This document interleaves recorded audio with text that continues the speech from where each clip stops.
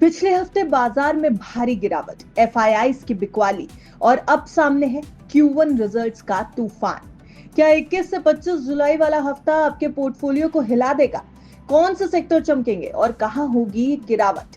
इस वीडियो में मिलेगा आपको पूरा अगले हफ्ते का रोड मैप। 14 से 18 जुलाई के हफ्ते में बाजार ने किस तरह की चाल दिखाई और आने वाले हफ्ते में क्या कुछ हो सकता है, ये सब कुछ इस वीडियो में देखने की और समझने की कोशिश करेंगे। इसलिए वीडियो के अंत तक हमारे साथ जरूर बने रहिएगा। बीते हफ्ते यानी वो हफ्ता जो 14 से 18 जुलाई के बीच था, उसमें बाजार ने कमजोरी दिखाई है। इस गिरावट का सीधा असर देश की टॉप 10 सबसे मूल्यवान कंपनियों पर भी पड़ा।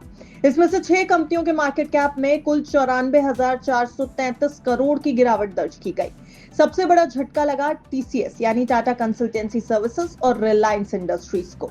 अगर बीते हफ्ते के आंकड़ों पर आप नजर डालेंगे तो निफ्टी 24,968 के लेवल पर क्लोजिंग देकर गया और बीते हफ्ते इसने 0.72% की गिरावट दिखाई है।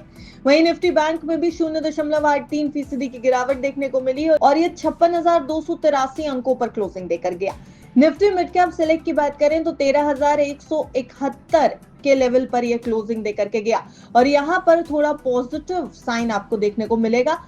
यहाँ पर लगभग 1.25% की बढ़त मिड कैप में देखने को मिली। अब इस गिरावट और कमजोरी के पीछे की इंपॉर्टेंट वजह थी कमजोर Q1 नतीजे, खास करके एक्सिस बैंक और आईटी शेयरों में गिरावट, साथ ही विदेशी निवेशकों की भारी बिकवाली। एफआईआईज ने सिर्फ जुलाई में अब तक 17,000 करोड़ रुपए भारतीय बाजार से निकाल लिए हैं, जिससे बाजार को एक तगड़ा झटका लगा है। अगर आप सेक्टोरल इंडेक्सेस के ऊपर नजर डालें तो सबसे बेहतरीन परफॉर्मेंस बीते हफ्ते मीडिया और रियलिटी सेक्टर ने की है और साथ ही साथ पीएसयू बैंक भी बेहतर परफॉर्म करते नजर आए। ऑटो में भी पॉजिटिव बढ़त दिखाई दी।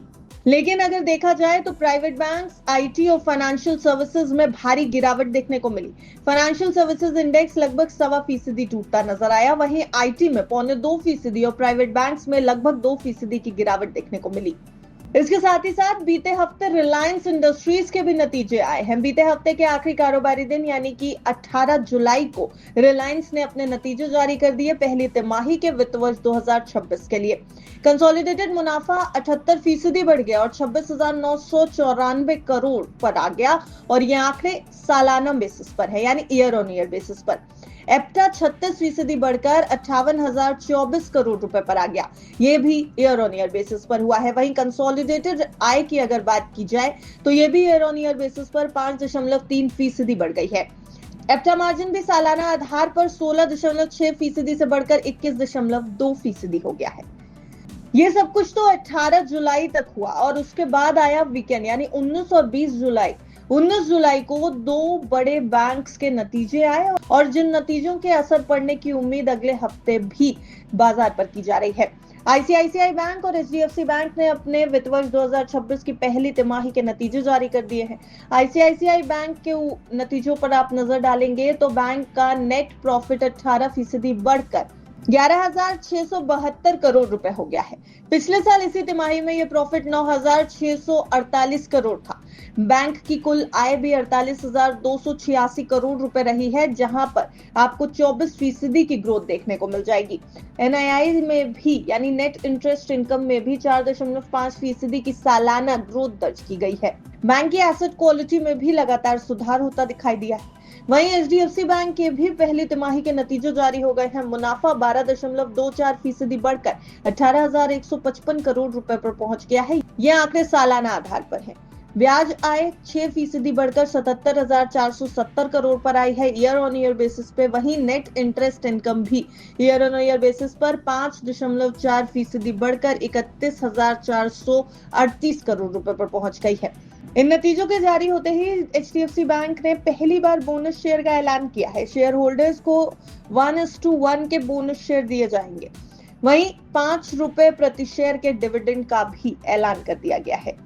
ये सब कुछ तो बीते हफ्ते हो गया और वीकेंड पर आ गए दो बड़े नतीजे। यानी अब आगे आने वाले हफ्ते में बाजार के लिए बहुत सारे ट्रिगर्स दिखाई दे रहे हैं। तो आगे कैसी रहेगी चाल, एक बार उस अनुमान पर भी नजर डाल लेते हैं। देखिए, एचडीएफसी बैंक, आईसीआईसीआई बैंक और रिलायंस इंडस्ट्रीज के नतीजों का असर तो बाजार पर होगा। 21 जुलाई को बाजार में मेक या ब्रेक हो सकता है।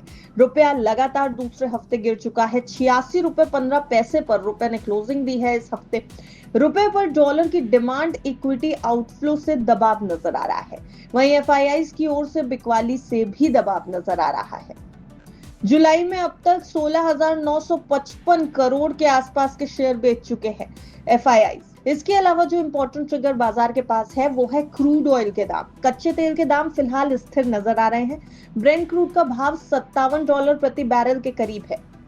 अब अगर टेक्निकल लेवल्स को लेकर के एक्सपर्ट्स की राय मानी जाए तो निफ्टी पर 25,100 25,200 का रेजिस्टेंस रहेगा। वहीं 24,730 से 24,800 का सपोर्ट जोन दिखाई दे रहा है।